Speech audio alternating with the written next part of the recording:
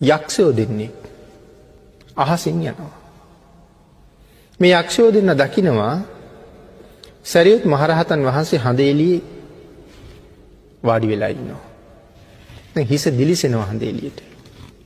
ඒක යක්ෂයෙකුට හිතෙනවා මේ ස්වාමීන් වහන්සේට හිසට පාරක් ගහන්න ඕනේ කියලා. ඩොක්කක් අයින්න ඕනේ කියලා හිතෙනවා. එහෙම හිතලා දෙවෙනි යක්ෂයාට කියනවා මට මෙහෙම හිතෙනවනේ. අර ශ්‍රමණයාට ඩොක්කක් අයින්න.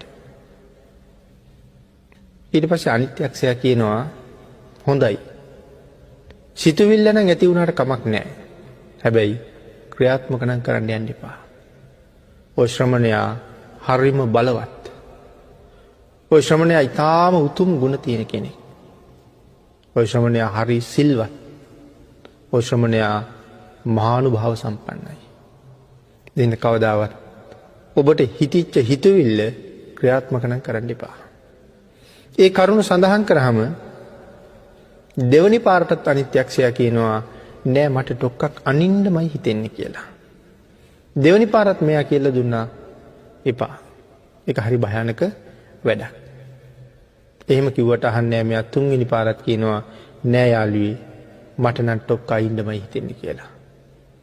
එහෙම කියලා මෙයා කියන කාරණාව අහන්න නැතුව ඩොක්ක කැන්නා. හැබැයි ඒ ඩොක්ක කොහොම ඩොක්කක්ද? කොහොම ප්‍රහාරයක්ද? මේ අත මිටමොලවලා තමයි ගහන්නේ හිසට. ආන්ගේ කාරණාව සඳහන් කරනවා ධර්මයේ ඒක කොහොම පාරක්ද කියලා. රියන් 7මාරක් උස මධ්‍යම පුරුෂයෙකුගේ රියනෙන් රියන් 7මාරක් උස ඇතෙකුට මිටමොලවලා මේ පාර ගැහුවනම් ඇතා සම්පූර්ණයෙන්ම මහ පොළොවේ ගිලෙනවා කියලා සඳහන් කරනවා. පොළොව කඩාගෙන ඇතා යට යනවා ඒ තරම් ලොකු පාරක් ගහන. මහා පර්වතයකට මිටමොලවලා මෙයා ගැහුවනම් මේ පාර.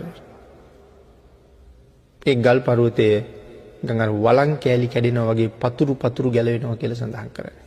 තරම් මහ ප්‍රබල පාරක් එල්ල කරන්නේ. යක්ෂයෙක් ගහන පාරක් නේ. හැබැයි මේ පාර ගහනවා මුගලන් මහරහතන් වහන්සේ දකිනවා. යක්ෂයා හැබැයි පාර ගහලා අනිත් යක්ෂයාට කෑ ගහලා කියනවා ඩයිහාමි කියලා කෑ ගහනවා. මම දනවා කියලා කෑ ගහනවා. යාරේ කිව්ව ගහන්න එපා කියලා. එතකොට මෙයාට උඩ පිහිටලා ඉන්න බෑ ඇඟ දැවිල්ල. දැවිල්ල නිසා පොළොවට වැටෙනවා මෙයා. ආන්ගේ කාරණාවේදී සඳහන් කරනවා යොදුන් 1,68,000ක් උසයි මහා මේරු පර්වතය කියලා. මහා මුහුදෙන් යට යොදුන් 84,000ක් තියෙනවා.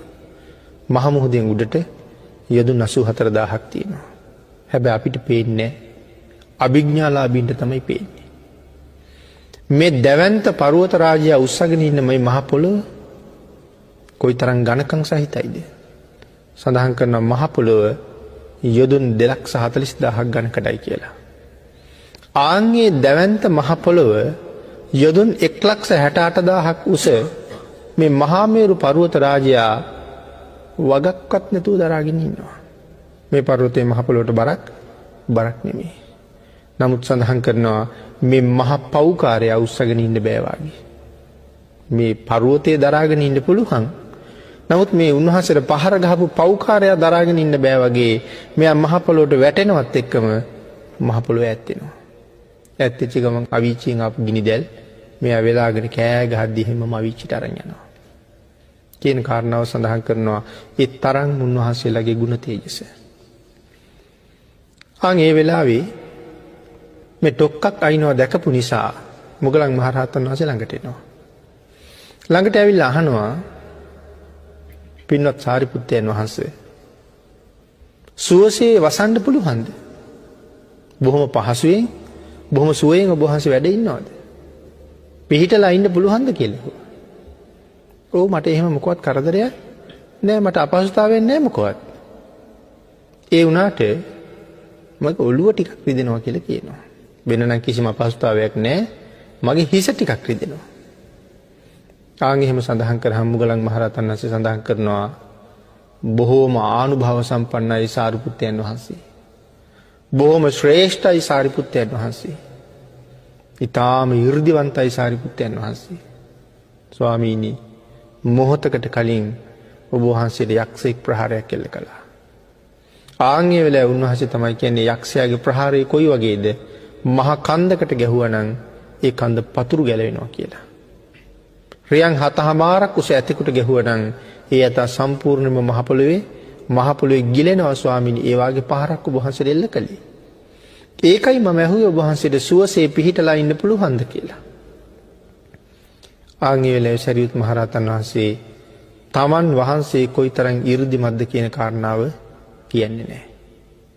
ඒ උන්වහන්සේ තරම්ම ස්වභාවයෙන්ම නිහතමානී.